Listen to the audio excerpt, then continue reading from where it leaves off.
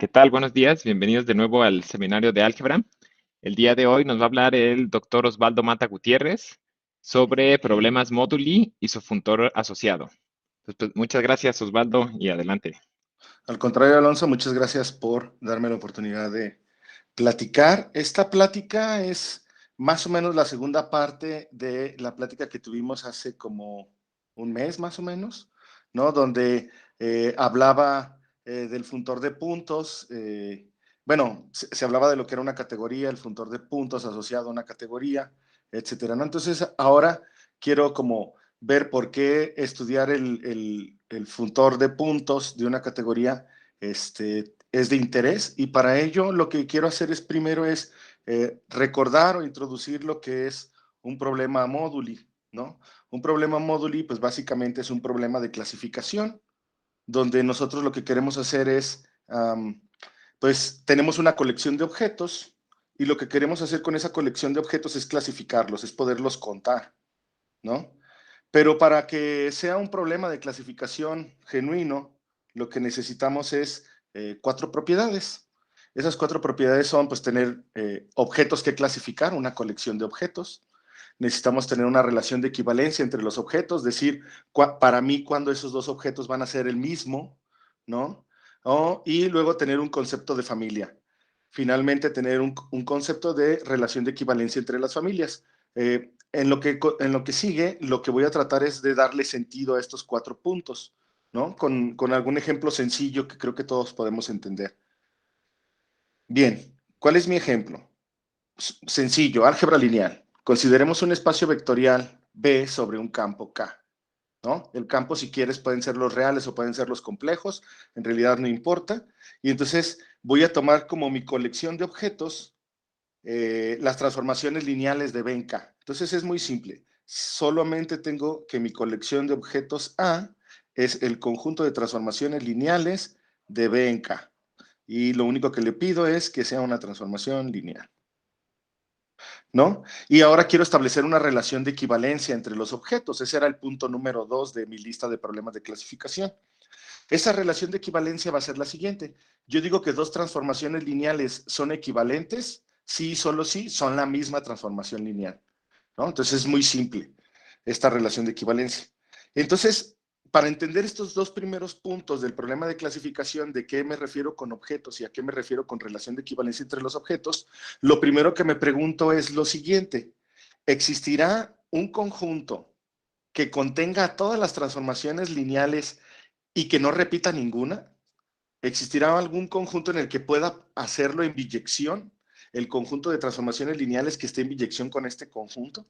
Y la respuesta, pues creo que todo el mundo la conoce, todo el mundo creo que hemos llevado álgebra lineal, y la respuesta es muy simple. Claro que existe un conjunto, ese conjunto se llama el conjunto de transformaciones lineales de B en K, ¿no? O el OM, ¿no? Ese conjunto, además es muy sorprendente porque en el curso de álgebra lineal o de teoría de espacios vectoriales nos enseñan que este conjunto es un espacio vectorial. Entonces, no solamente tenemos un conjunto cuyos puntos estén en biyección con las transformaciones lineales, sino que además el conjunto mismo tiene una estructura muy bonita. Si yo pienso en álgebra lineal, pues qué mejor estructura que este conjunto además sea un espacio vectorial.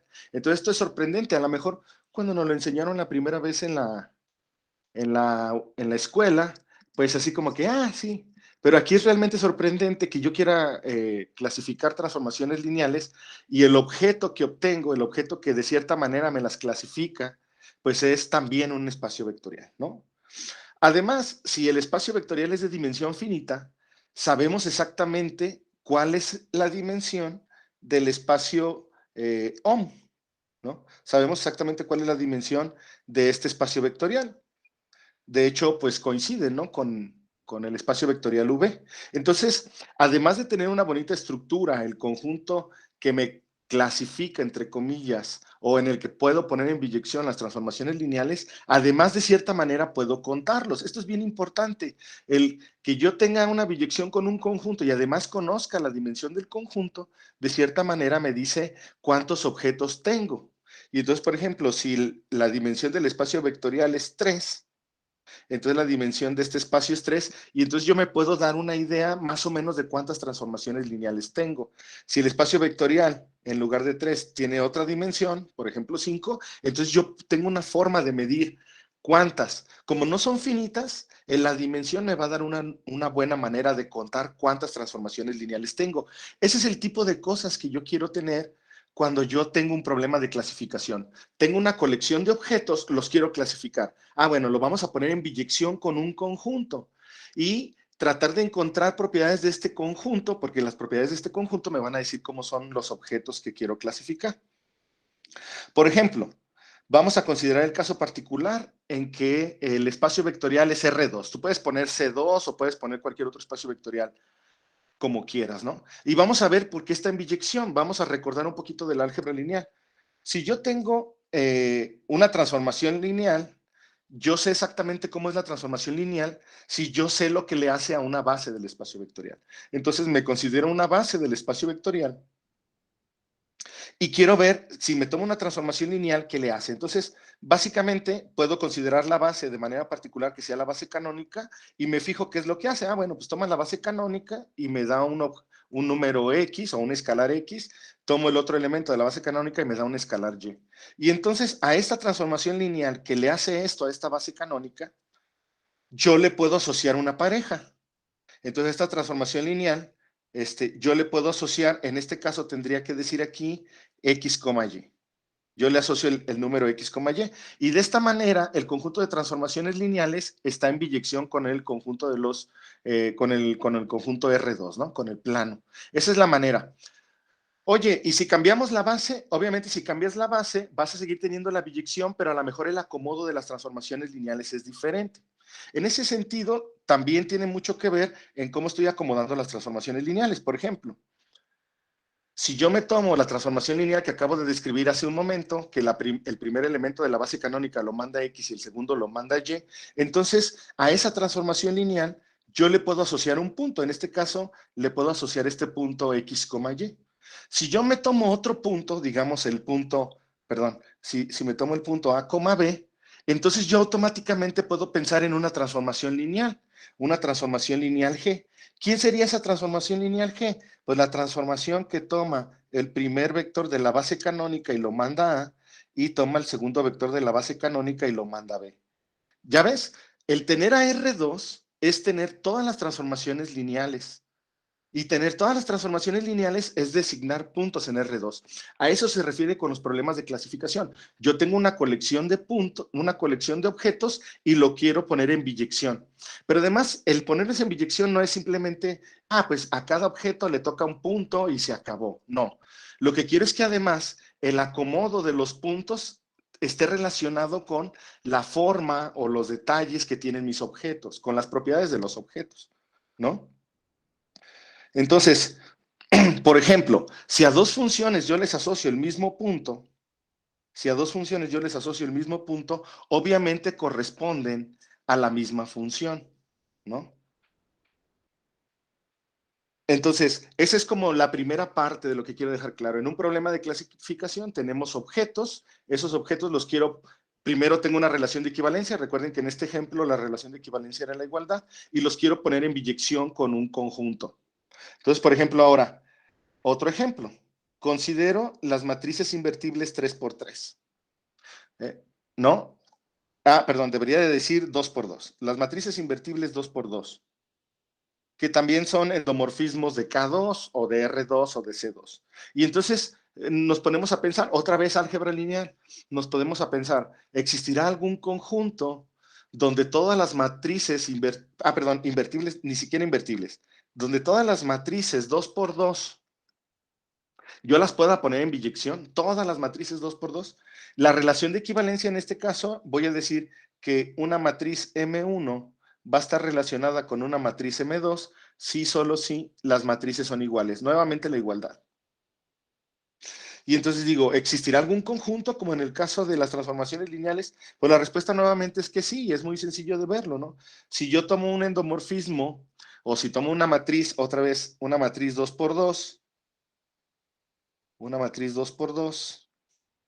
con entradas en K, entonces lo podemos identificar con los homomorfismos de K2 en K2, que es K4. Y entonces, en este caso, cada punto de K4 me va a determinar una matriz. Obviamente, ahí la identificación es muy simple, ¿no? Tengo A, B, C, D, y entonces le voy a identificar con el elemento A, B, C, D.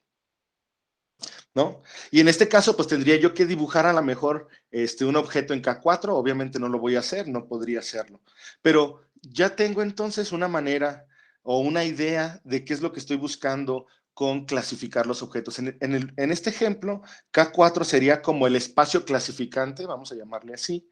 En el ejemplo anterior, K2 era el espacio clasificante, ¿no? Y como les mencionaba, la dimensión del espacio que clasifica a mis objetos es una de las propiedades que yo quisiera tener. Por ejemplo, en este caso, pues la dimensión es K4 y es la primera información importante. Me dice que hay tantas matrices o transformaciones de K2 en K2 como puntos tenga yo en K4, ¿no? Otra información importante que me gustaría conocer de ese espacio clasificante o del espacio de clasificación es el tipo de estructura que tiene. En los dos ejemplos anteriores eran K2 y K4 los espacios clasificantes y entonces tiene como tipo de estructura un espacio vectorial.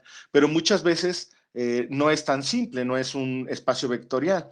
A lo mejor otras veces el espacio clasificante es un espacio topológico, una variedad diferenciable, una variedad algebraica, ¿no? En geometría algebraica, pues nos interesa que los espacios clasificantes tengan una estructura de variedad algebraica. En este caso, nos referimos a variedad algebraica como la forma más sencilla de pensarlo sería como los ceros. B es una variedad algebraica.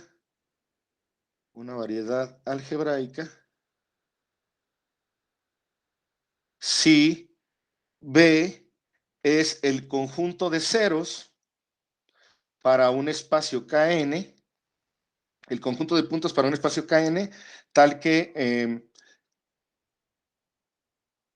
esos puntos hacen cero a una colección de polinomios, donde Fi es una colección de polinomios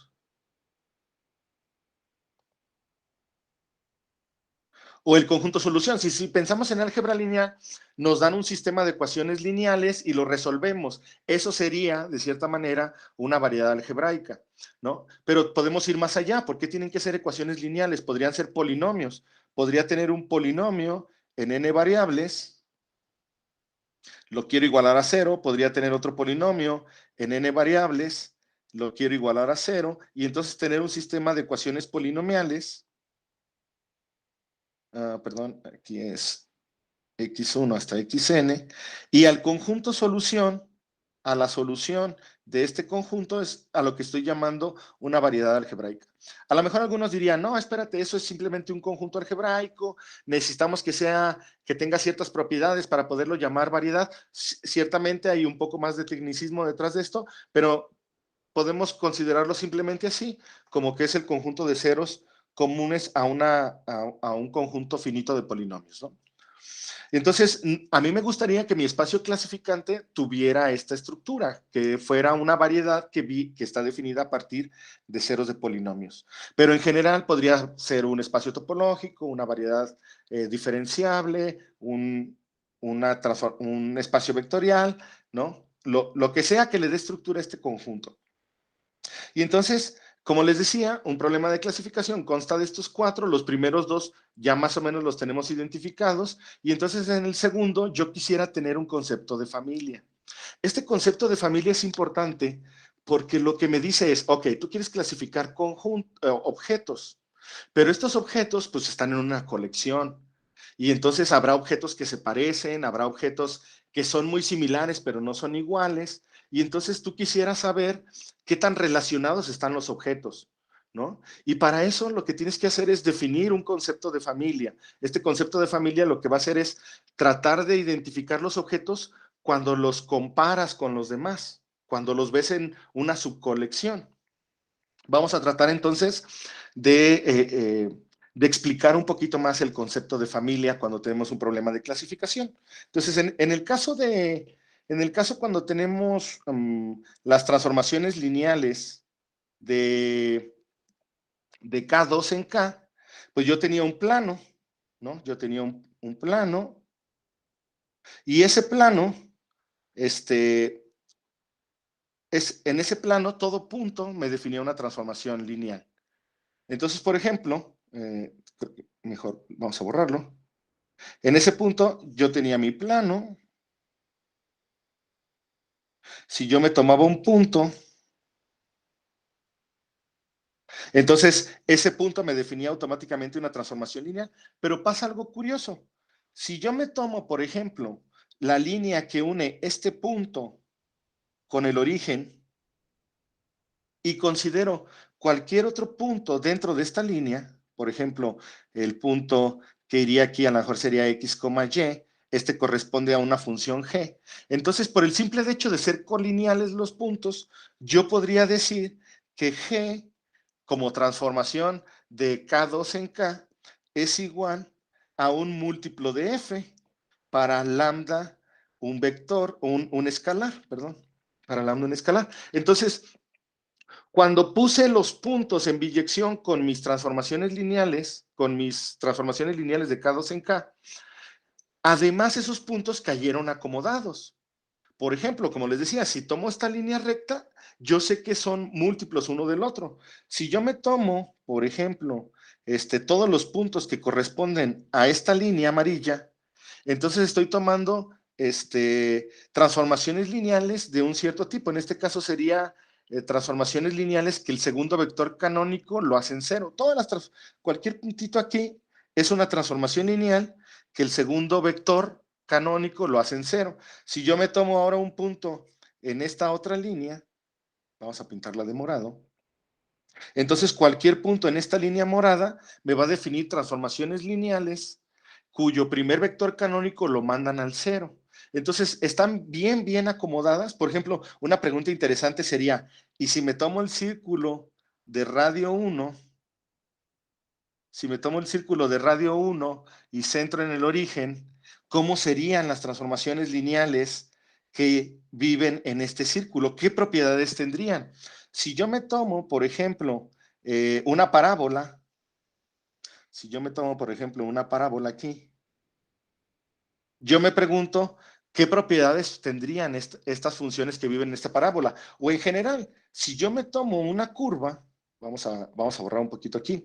Si yo me tomo una curva, vamos a pintarla de morado. Si yo me tomo una curva, digamos así, ¿qué propiedades satisfacen las transformaciones lineales que corresponden a los puntos en esa curva? Entonces, yo quiero estudiar precisamente colecciones de transformaciones lineales que me dibujen de cierta manera objetos en K2. Ese es mi concepto de familia. Quiero poder identificar esas funciones, cómo se comportan cuando las pienso como una subcolección, ¿no? Obviamente también necesito una relación de equivalencia entre las familias. Eso es lo que quiero estudiar y eso es lo que uno pretende estudiar cuando hace uno problemas de clasificación. Pone los objetos en biyección, ya los pusiste bien. El acomodo que le diste a los puntos tiene un acomodo interesante, ¿no? Mientras más interesante y mientras mejor acomodados estén, vas a tener una mejor clasificación, ¿no? Y entonces, por ejemplo, nosotros necesitamos de manera rigurosa el concepto de familia.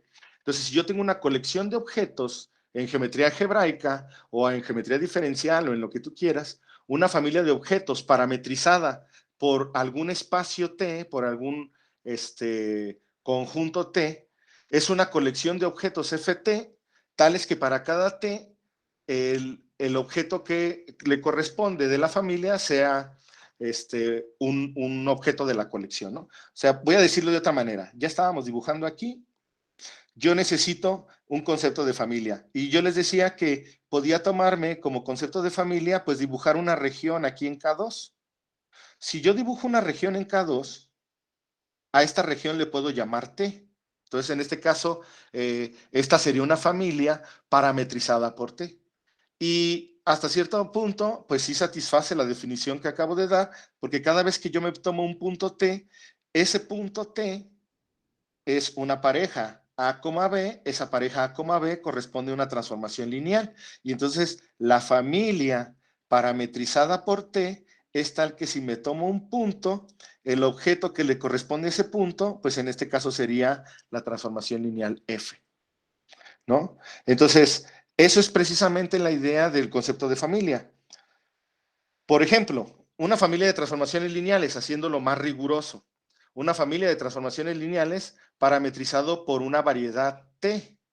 ¿Quién sería? Bueno, pues tómate una variedad T, ¿no? Esta variedad T, pues tomaría puntos en este conjunto y me daría automáticamente a cada punto me daría una pareja. Y entonces, para cada punto yo tengo una pareja y por lo tanto tengo una transformación lineal.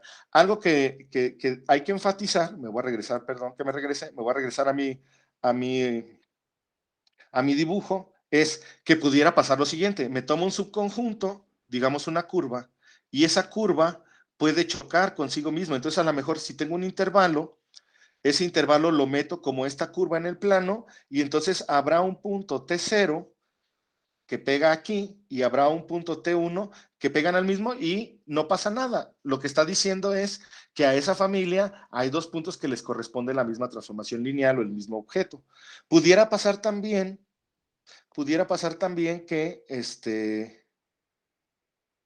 yo me tome un espacio y lo mande con una función y ese espacio sea simplemente un punto. No pasa nada. Lo que está diciendo es que cada vez que me tome un punto en T, el objeto que le va a corresponder es siempre el mismo, ¿no? Siempre el mismo punto, siempre el mismo objeto. Entonces, de esta manera, yo quiero dar una definición formal de familia. La familia pues va a ser una función que va de T en K2. De esta manera, si T es un subconjunto de K2, aquí debería decir K2, perdón. Si T es un subconjunto de K2, entonces el punto que le corresponde al punto T0, en este caso el punto T0 sería un punto de la coma AB, de la forma AB, entonces tendría que ser o debería de estar definido como la imagen de ciertos polinomios, ¿no? Si yo quiero que esta función sea una función dentro del álgebra lineal, yo lo que necesito es que la forma de asignar a cada t un punto a, b sea mediante polinomios. Y entonces en este caso necesito que esté definida por un polinomio p de t y por un polinomio q de t, ¿no? Entonces, una familia, así F es una familia de transformaciones lineales y lo que yo voy a tener es que la voy a definir así. Una familia de transformaciones lineales va a ser una función que va de t a k2, tal que a cada t le asigna una pareja a, b. Esta pareja está definida mediante polinomios de la forma P de T y Q de T. El que esté definida mediante polinomios es porque yo quiero seguir trabajando en geometría algebraica, pero a lo mejor tú puedes decir, bueno, ¿y por qué polinomios? A lo mejor yo le quiero dar una forma de designar mediante otro tipo de funciones. Adelante, no pasa absolutamente nada, ¿no? Este concepto de familia pues debe de cumplir algunas propiedades extras. Esto es bien importante, estas propiedades son muy importantes porque nos van a ayudar a relacionar las propiedades con el concepto de funtor. Entonces, una familia parametrizada por un punto, tiene que ser un objeto. Es decir, si T es un punto, entonces esta familia va a tomar el punto T y lo va a mandar mediante esta función F al punto A, B. Y entonces, en este caso, la familia que era tomar la función que va del punto al punto A, B, yo la puedo hacer o la puedo pensar simplemente como un objeto. La transformación lineal, asociada al punto A, B. A, B, que era la transformación lineal F minúscula, ¿no? Entonces, toda familia parametrizada por un punto tiene que ser un objeto. Existe una noción de equivalencia o de relación de equivalencia de familias parametrizadas por T, tal que si T es un punto, esta relación de equivalencia debe de coincidir con la relación de equivalencia dada por los objetos. Y para cualquier morfismo de T' en T, para cualquier función del espacio T' en T y cualquier familia parametrizada, en este caso por cualquier familia parametrizada por T, existe una familia inducida que se llama el pullback de la familia y ese pullback está parametrizada por T'. A ver, vamos a explicar un poco a qué me refiero con esto, ¿no? Para empezar, una familia F, pues va a ser una función de T a K2. Esto es una familia. Pero esta función bien podría estar definida por un, no sé, por un F, vamos a ponerle F. Pero yo puedo tener un morfismo, ¿sí?, de T' a T. Y entonces, yo con esta familia F, que no es otra cosa más que esta función y K2, yo quiero definir una nueva familia, pero ahora para T'. Y para poder hacerlo, yo lo que voy a hacer es tomarme la composición, phi compuesta con F.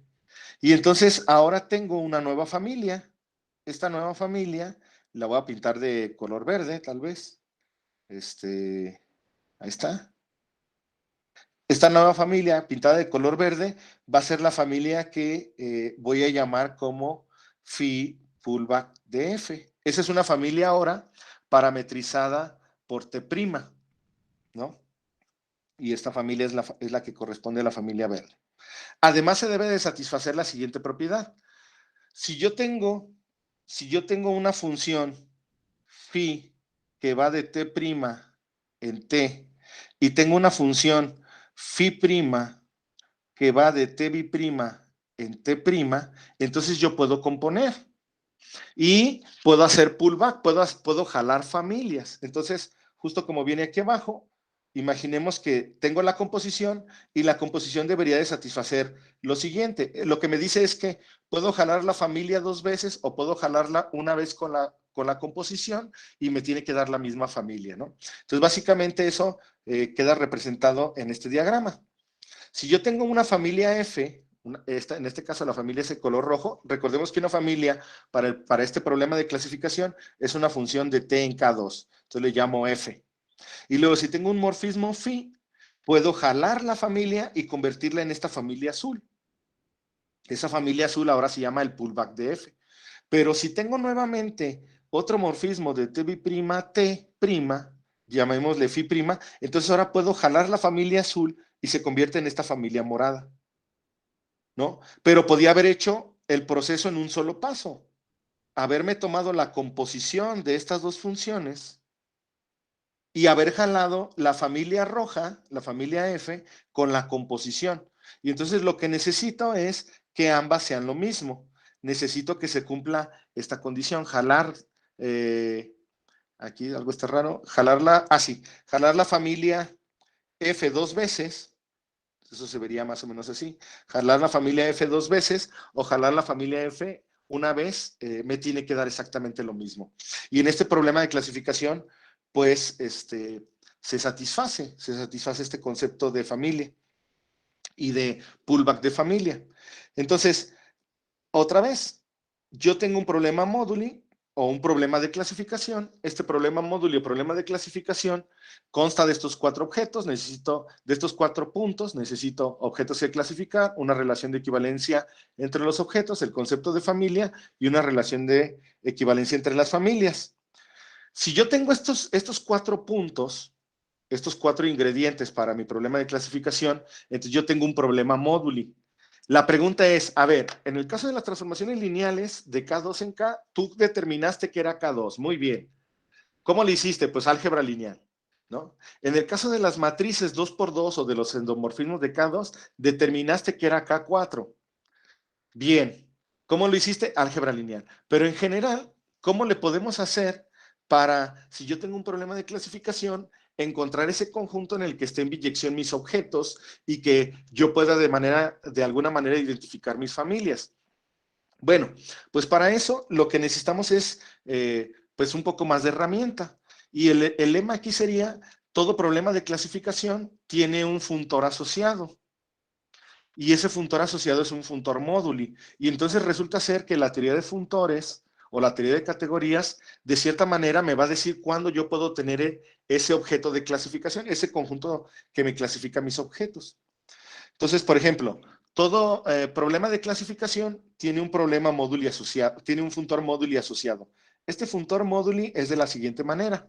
Yo le estoy poniendo variedades, pero en realidad aquí podría ir la categoría que tú prefieres, ¿no? En realidad no importa. En este caso simplemente yo estoy poniendo variedades, pero puedes poner espacios topológicos, puedes poner lo que tú quieras.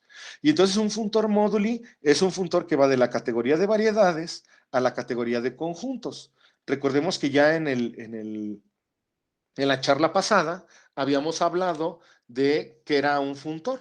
Entonces, en este caso, lo que hace el funtor móduli es a cada variedad o a cada objeto de la categoría, yo le voy a asociar un conjunto. Este conjunto que le quiero asociar va a ser precisamente el conjunto de familias parametrizadas por T, módulo la relación de equivalencia entre las familias, ¿no? Módulo la relación de equivalencia entre las familias. De tal manera que si yo tengo un morfismo, primero, si tengo T, yo le puedo asociar el conjunto de clases de equivalencia de familias parametrizadas por T. Si tengo otro objeto de la categoría, un T', yo le puedo asociar el conjunto de familias parametrizadas por T' módulo la relación de equivalencia. Y si tengo una función o un morfismo de T' en T, entonces yo tengo una manera de a las familias parametrizadas por T, digamos, si yo tengo una familia parametrizada por T, yo le puedo asociar a esa familia una familia parametrizada por T'. Esa familia parametrizada por T' no es otra cosa más que el pullback que acabábamos de mencionar. Entonces, de cierta manera, lo que estamos diciendo es que todo funtor móduli es un funtor contravariante. Contravariante, ¿no? Y además satisface la regla de las composiciones. Si yo tengo otro morfismo, T', Φ', voy a tener el conjunto de familias parametrizadas por T' y entonces puedo hacer otra vez el juego de a esta familia yo le puedo asociar el Φ' pullback de Φ pullback de F. Entonces va a trabajar bien, se cumple lo de la composición, entonces acá yo puedo aplicar la composición. Es un funtor contravariante en toda regla, ¿no? Y entonces aquí la pregunta es, a ver, yo tengo mi problema de clasificación. Quiero encontrar este espacio que me los clasifica y que los clasifique bien. ¿Cuándo entonces va a tener solución mi problema de clasificación? Me estás diciendo que a todo problema de clasificación yo le puedo asociar un funtor móduli. Entonces, quiero que el funtor móduli me diga cuándo mi problema de clasificación tiene solución, ¿no? ¿Cuándo vamos a encontrar un espacio clasificante que controle a todos los objetos y a todas las familias módulo su relación de equivalencia? Esa es realmente la pregunta que me quiero hacer. ¿Cómo me va a ayudar el funtor en este caso? Y entonces lo que tenemos en este caso es, si yo tengo un objeto, quiero un espacio que cada punto esté asociado, que si yo tengo un objeto de la familia, a ese objeto yo le puedo asociar un punto. Si yo tengo una familia, entonces esa familia que esté asociada con algún sub de este espacio clasificante, ¿no? Eso es lo que quiero tener. Y entonces, la forma de determinar la solución es, bueno, supón que ya tienes tu funtor móduli, y entonces, si el funtor móduli, recordemos, ¿no? Suponga que M es un funtor móduli y nosotros sabemos que es representable si era equivalente o si había una transformación natural que me hiciera equivalente al funtor de puntos para algún objeto en la categoría, ¿no? Tengo mi funtor de puntos. Recordemos que este funtor de puntos lo que hace es tomar los objetos de la categoría y lo manda a conjuntos, perdón, y lo manda a conjuntos. Y entonces, por ejemplo, me tomo un objeto de la categoría, y en este caso el conjunto al que lo manda sería el conjunto de morfismos, de TAM, ¿no? Y entonces el funtor módulo va a ser representable si es equivalente a un funtor de puntos para algún M. Este M tiene que estar en la categoría. ¿Qué significa que sean equivalentes? Pues básicamente lo que dice es que para todo, eh, para todo, para todo T en la categoría, en este caso en las variedades, yo voy a tener esta igualdad. Como son conjuntos, entonces lo que me está diciendo es que va a haber una igualdad entre este conjunto y este conjunto. Esa igualdad entre los conjuntos lo que me dice es que va a haber una biyección entre el conjunto de familias parametrizadas por T y el conjunto de morfismos que van de T a M. Esta biyección me dice, a cada familia le corresponde una única función o un único morfismo de T a M, y a cada morfismo de T a M le corresponde una única familia. Recordemos que todo funtor de puntos también tiene un objeto especial. Por ejemplo, si yo me tomo el funtor de puntos y lo evalúo en M, es decir, si me tomo el funtor de puntos de M y me tomo la variedad de M, entonces el conjunto asociado va a ser todas las funciones de M en M. Si yo tengo las funciones de M en M, entonces tengo el objeto identidad como un objeto especial en ese conjunto. Pero entonces, esa identidad va a corresponder a una familia. Yo tengo la identidad y esa identidad corresponde a una familia porque tengo esta biyección, ¿no? Y entonces esa familia va a ser especial para mí, ¿no? A esta familia yo le voy a llamar la familia universal de mi problema móduli, ¿no? Y esta familia universal pues va a ser por definición una familia parametrizada por M. Entonces en este caso, la solución al problema móduli es la pareja M, U. Entonces, si tengo mi problema móduli, considero su funtor asociado. Si su funtor asociado es representable, entonces resulta ser que sí voy a tener solución para mi problema móduli. Y la solución va a ser, el funtor de puntos va a cargar la información de la M y además va a cargar la información de la identidad, pero la información de la identidad se convierte en una familia y esa familia es la familia universal y esta pareja va a ser la solución de mi problema móduli. M me va a clasificar los objetos y U me va a clasificar, de cierta manera me va a controlar todas las familias, me va a decir que sí, que efectivamente tengo todas las familias posibles. ¿Por qué me va a controlar todas las familias? Bueno, yo tengo que U es una familia parametrizada por M. Si yo tuviera una una familia parametrizada por T, esa familia tiene que estar asociada a una única función. F. Esta familia está asociada a una única función F. Y entonces yo puedo hacer pullback, ¿no?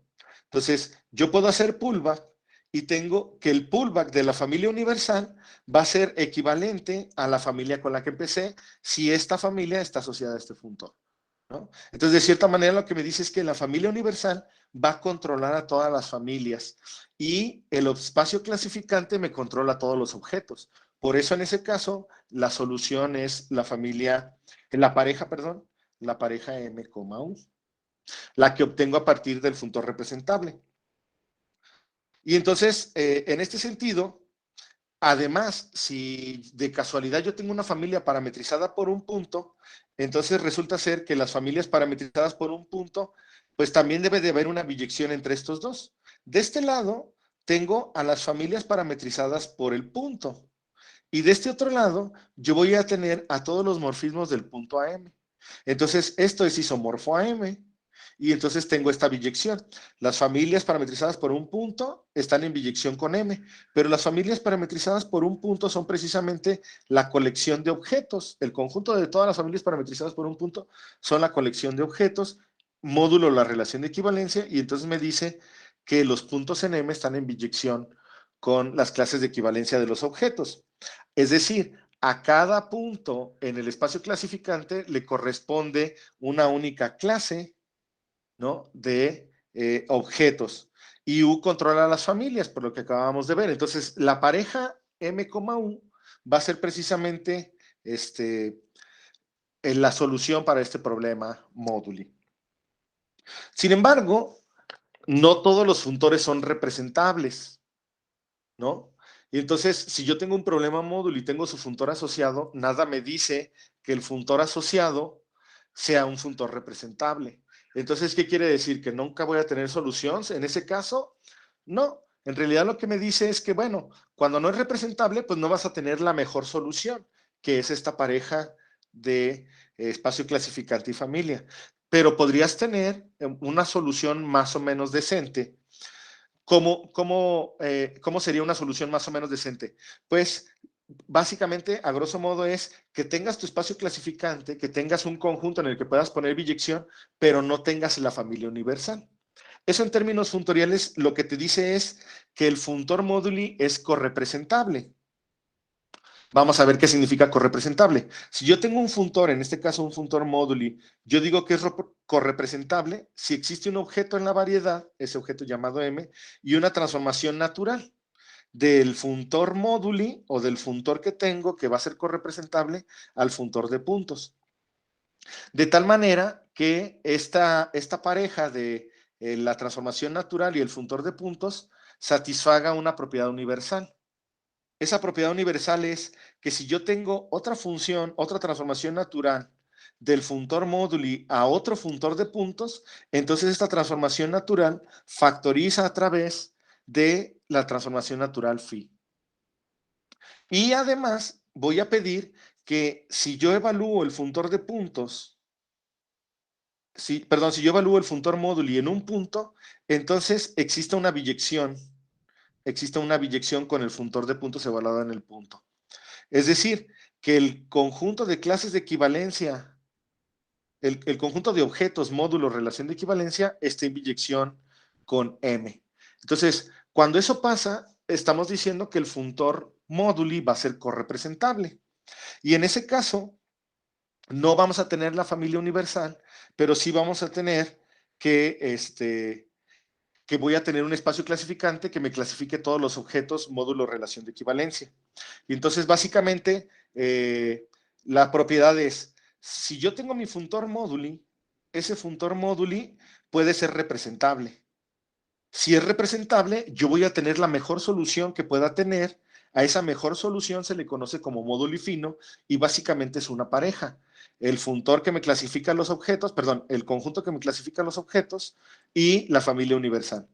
Si es correpresentable, entonces yo voy a tener un módulo grueso. El módulo grueso básicamente es que solamente voy a tener un objeto que me clasifica a los elementos que estoy clasificando, ¿no? Que me clasifica los objetos. Por ejemplo, un ejemplo más o menos conocido es, tomamos un espacio vectorial, en este caso yo tomé el campo de los complejos, solo por diversión, pero podremos considerar cualquier campo algebraicamente cerrado. Y me tomo un espacio vectorial de dimensión n. Entonces, yo puedo establecer un problema móduli. Por ejemplo, este problema móduli que sea el conjunto de subespacios del espacio vectorial B de dimensión M, es decir, todos los subespacios vectoriales de B de dimensión M. Obviamente estoy pensando que M es menor que la dimensión del espacio N. Yo digo que dos subespacios, aquí podríamos ponerle W, ¿no? Porque son subespacios. Yo digo que dos subespacios W1 y W2 están relacionados si solo si esos subespacios son el mismo. W1 es igual a W2. Una familia de espacios vectoriales parametrizada por T es un subas lineal, ¿no? En este caso sería un subas vectorial de rango N. Un subas vectorial rango N. Rango M, perdón. Un subas vectorial de rango M. En este caso sería un W, vamos a ponerlo así.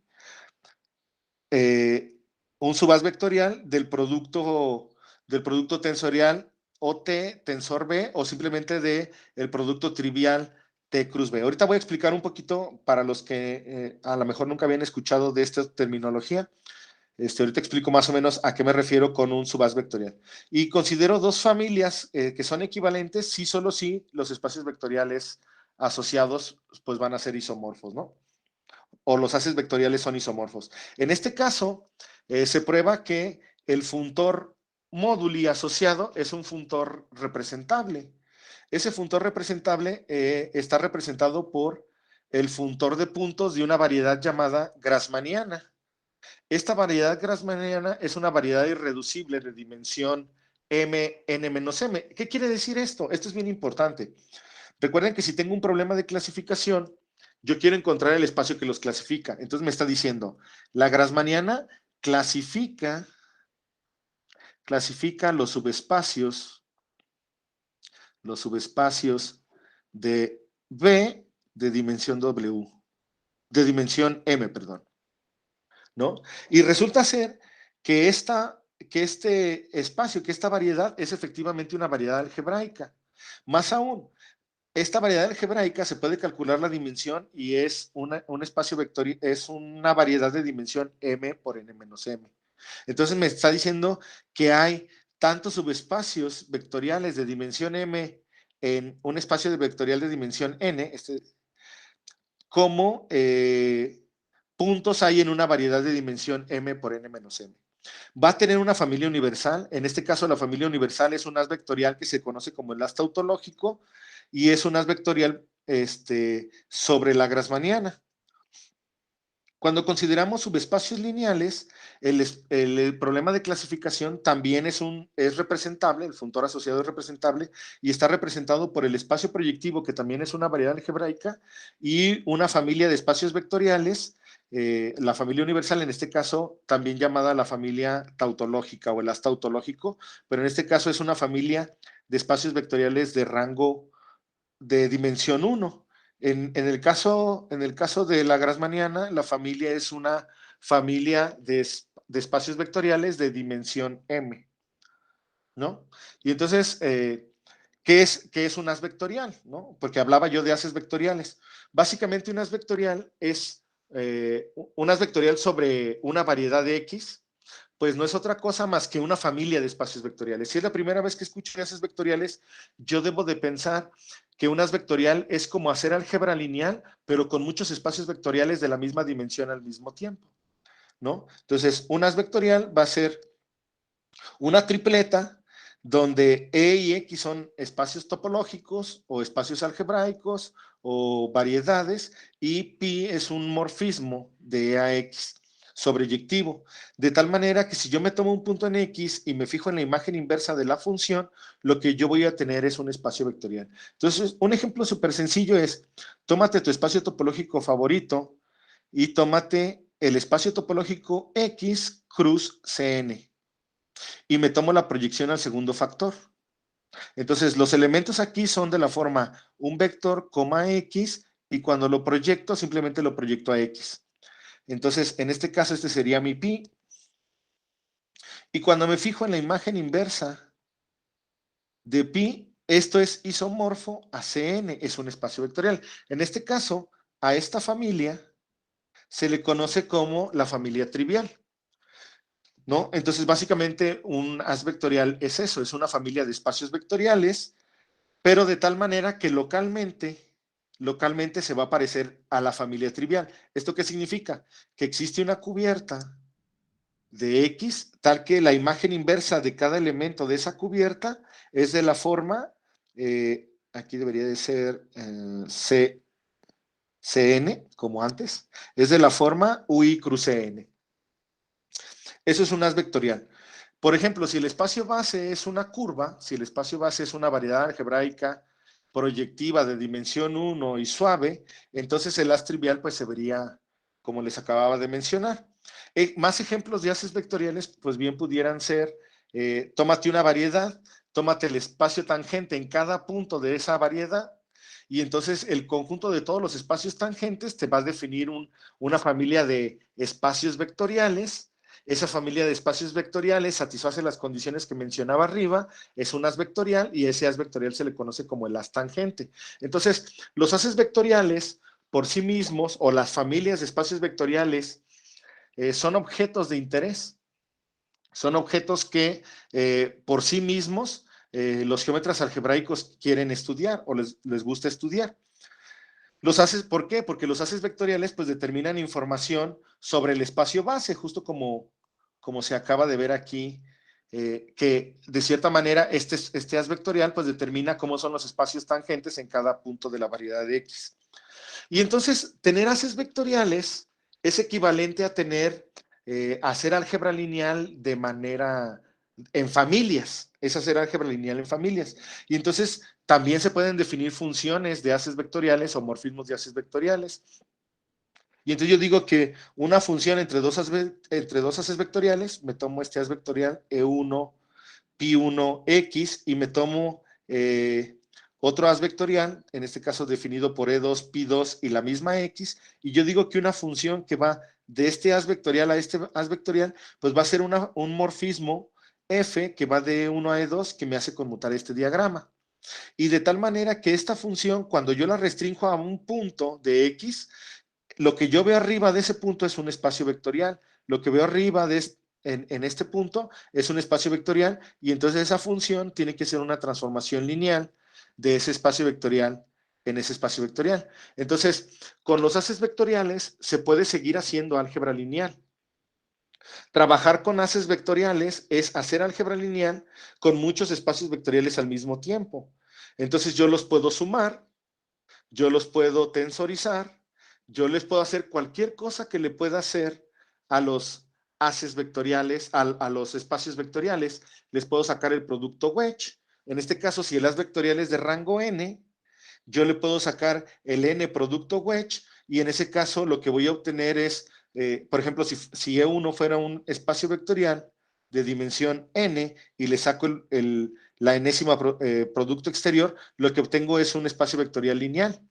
Y entonces, yo voy a tener aquí si me tomo un haz vectorial, yo lo que voy a tener es un haz lineal, ¿no?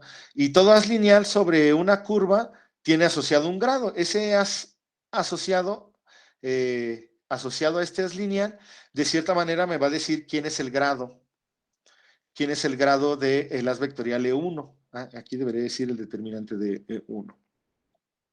No, les platico todo esto porque el problema de clasificación con el que yo trabajo es precisamente, o con el que regularmente trabajo, es el problema de clasificación de haces vectoriales. Es decir, yo trabajo con familias de espacios vectoriales, a grosso modo, con ciertas propiedades. Entonces, ¿cuál es el problema de clasificación en esos casos? Bueno, considero un espacio base fijo. En este caso, podríamos considerar X una curva, por ejemplo. Y entonces me tomo todos los haces vectoriales definidos sobre esa curva. Y yo defino que dos haces vectoriales van a ser equivalentes si solo si son isomorfos. Una familia de haces vectoriales, yo la voy a definir como un haz vectorial sobre el producto. Una familia de haces vectoriales sobre X parametrizada por T, yo la defino como un haz vectorial sobre el producto. Y de esta manera la familia satisface todas las condiciones, porque si me tomo un punto en T, entonces yo lo que voy a tener es que esta familia, cuando la restringo al punto, voy a tener un haz vectorial sobre X y puedo desechar el punto. Voy a tener un haz vectorial sobre X. Entonces, para cada T, este haz vectorial sí me determina un haz vectorial sobre X. Y aquí está algo interesante. Dos familias de haces vectoriales van a ser equivalentes si solo si existe un haz lineal sobre T. Dos familias de haces vectoriales sobre T son equivalentes si solo si existe un haz lineal sobre T de tal manera que cuando hago el pullback del haz lineal módulo tensor E2 es equivalente a E1 o es isomorfo a E1. Esta relación de equivalencia se debe de tomar así para que cuando restringo en puntos, las familias, la relación de equivalencia de las familias también sea una relación de equivalencia entre objetos, ¿no? Para el caso de haces vectoriales sobre una curva, es necesario de repente fijar otros invariantes, como son, si un haz vectorial es una familia de espacios vectoriales, todos los espacios vectoriales tienen que ser de la misma dimensión, y si todos son de dimensión n, entonces le llamo el rango del haz. Y recordemos que si tengo un haz, yo le puedo asociar el determinante, ese determinante tiene un número asociado y ese número asociado es el grado. Entonces, para tener un problema módulo y que funcione bien, yo necesito fijar el rango y el grado de las vectorial. Y entonces la pregunta es si este módulo es representable. Y entonces en el 65, Mumford introduce el concepto de estabilidad.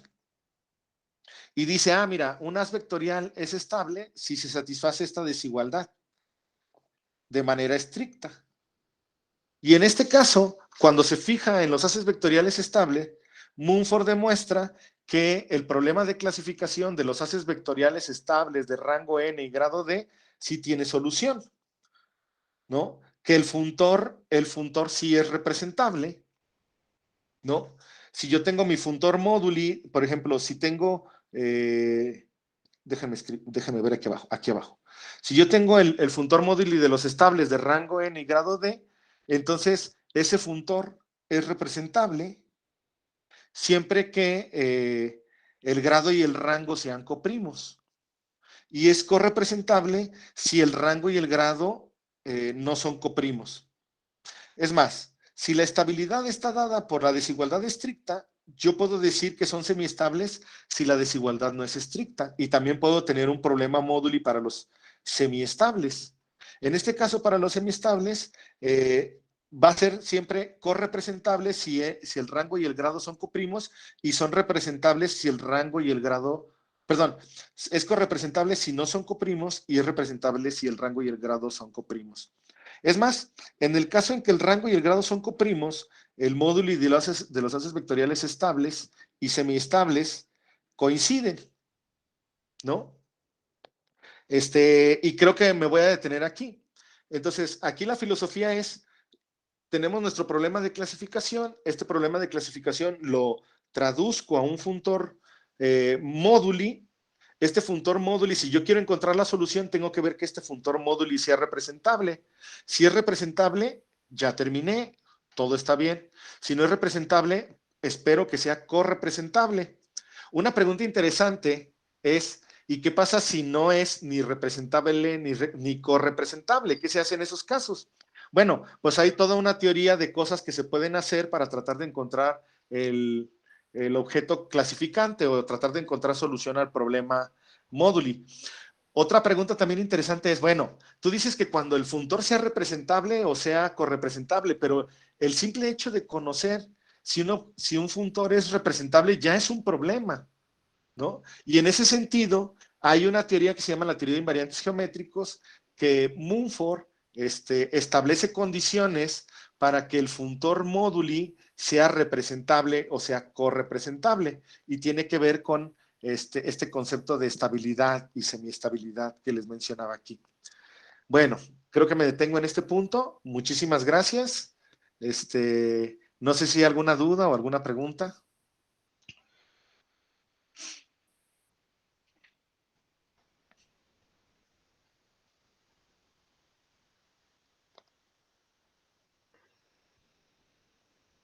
Yo sí tengo una pregunta, Osvaldo. Dime. Oye, y digamos, ¿cómo, o sea, cuál es la ventaja de pensar a los espacio móduli como funtores? O como, este, o como, como funtores fibrados, ¿no? En grupoides. Categorías fibradas en Ajá, grupoides. categorías fibradas en Bueno, grupoides. la primera cuestión es que si tú lo piensas como funtor, pues puedes meterle eh, toda la maquinaria de categorías, ¿no? Déjame poner algo aquí. Por ejemplo, nosotros decíamos, tengo mi funtor móduli que va yo le puse así, ¿no? Variedades a conjuntos. Ujú. Pero obviamente es la categoría de variedades. Bueno, y yo espero que sea representable. Entonces, ser representable es que exista un objeto en la categoría. Que exista un objeto en la categoría tal que el funtor asociado sea equivalente al funtor de puntos. El problema es que no siempre vas a encontrar un objeto en la categoría que te haga esto. Entonces, ¿qué es lo que se hace? Y esa es la ventaja de que lo puedes escribir como como funtor. Pues cambio de categoría y me pongo otra categoría más grande en la que pueda seguir haciendo geometría algebraica. Y entonces en este caso tengo las variedades y las variedades están dentro de otra categoría que se llaman los esquemas y que todavía se puede hacer geometría algebraica con los esquemas. Y entonces ahora dices, ah, bueno, trato de buscar un objeto que sea un esquema y que me represente. Si no funciona, entonces trato de ver una categoría más grande, ¿no? En Ajá. este caso es la categoría de los espacios algebraicos. Y entonces te vuelves a preguntar, oye, y si cambio esta categoría por la categoría de los espacios algebraicos, el funtor es representable, si no encuentras un objeto, entonces te sigues, ¿no? En el siguiente caso es la categoría de los stacks. Esa sería como la estrategia de si utilizas un poco eh, la maquinaria de funtores. A lo mejor alguien podría decir, bueno, pero es que también lo puedes pensar así. Encuentra un espacio clasificante y te preguntas, ¿tiene estructura de variedad? No, ok. Tiene estructura de esquema y en realidad eso es lo que pasa, ¿no? En la vida real. Encuentro el espacio clasificante por algún otro método y después me pregunto cuál de estas estructuras tiene, si es una variedad, si es un esquema, si es un espacio algebraico. Regularmente lo que uno quiere es quedarse aquí, ¿no? Pero bueno, hay ejemplos, como el ejemplo del problema módulo y de curvas, donde el irse para acá, pues da muchas ventajas porque nos ayuda a describir exactamente cómo es el espacio clasificante, ¿no? Ok. Entonces, no sé si con esto respondí la pregunta. Sí, sí, sí, sí, sí, sí. Sí, o Bien, sea, esa generalidad sí sirve, ¿no? De algo. sí, claro, ¿no? Por ejemplo, de hecho, Grothendieck es el que inicia con darle estructura funtorial, digámoslo, o categórica, ¿no? Y entonces él es el que empieza a trabajar con los stacks, con los espacios algebraicos en alguna generalidad, ¿no? Sí. Sí, o sea, sí sirve, sí, sí es importante. ¿Cuál es el problema? Pues que necesitas desarrollar toda esta teoría para poder empezar a trabajar con las categorías más grandes, ¿no? Claro. Básicamente, básicamente es muchísima teoría la que hay que estar trabajando ahí, sí. Por Muy bien. ejemplo, otra posibilidad es que tú demuestres que existe como stack o como espacio algebraico y después tratar de bajar más, ¿no? O sea, si ya sabes que existe bien, ya encontraste la solución, pero ahora ese espacio algebraico en realidad tiene una estructura más simple, como de esquema o de variedad, ¿no? Esa es de repente otra estrategia, ¿no? Oh, ya. Ah, eso suena Sí, bien. Gracias, Osvaldo. no por ¿Alguien nada. más tiene preguntas para Osvaldo?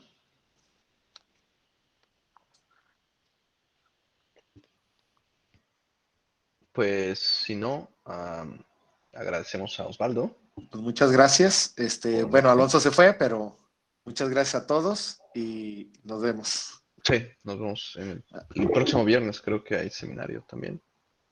Y no estoy seguro si es el Sí, último. sí, el próximo viernes sí hay todavía. Sale. Sale, Se cuidan. cuídense. Hasta luego, gracias. Bye. Gracias. Hasta luego.